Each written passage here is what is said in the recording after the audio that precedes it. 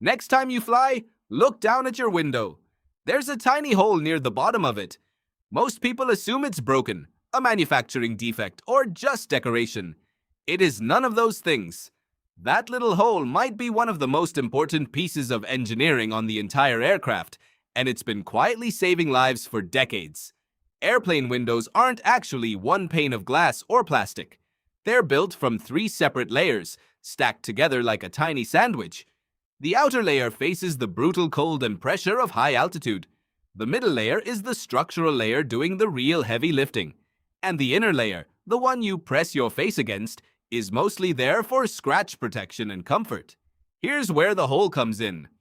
At cruising altitude, the air outside the cabin is far thinner than the air inside, where it's pressurized to keep passengers safe and breathing comfortably. That difference creates enormous outward pressure pushing against every window on the plane, every single flight.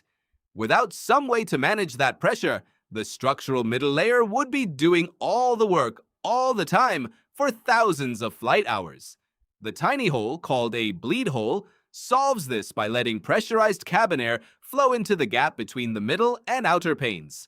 This means the outer layer, not the structural middle layer, takes the brunt of the pressure difference. If the outer pane ever got damaged or failed completely, mid-flight, the inner structural pane is already built to handle full cabin pressure on its own. The bleed hole essentially creates a backup system, built directly into the glass. There's a second job too.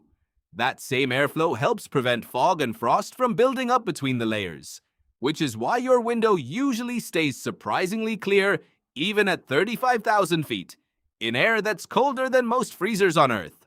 Engineers designed this single small hole to quietly do 2 critical jobs at once: regulate pressure and prevent condensation without needing any moving parts, batteries, or computer systems. It just works. Every flight, for the entire lifespan of the aircraft, completely unnoticed by almost everyone on board. So next time you're sitting by the window staring out at the clouds, take a closer look at that small, easy-to-overlook hole. It's not a flaw. It's not random. It's a piece of quiet, brilliant engineering, working constantly to keep that thin pane of plastic between you and the sky from ever becoming a problem.